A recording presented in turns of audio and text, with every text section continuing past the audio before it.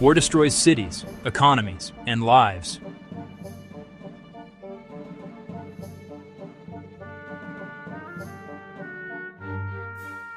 But while the world watches the chaos, something else is happening, money is moving, because throughout history, every war has created two things: loss and opportunity.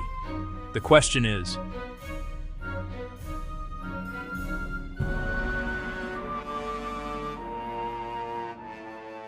who really profits?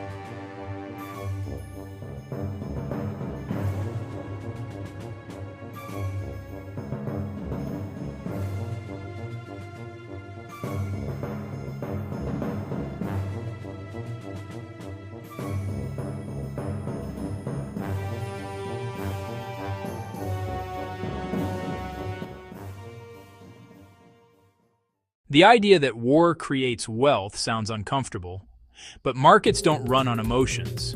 They run on supply, demand, and opportunity. When conflict begins, investors panic, markets drop. But then something strange happens.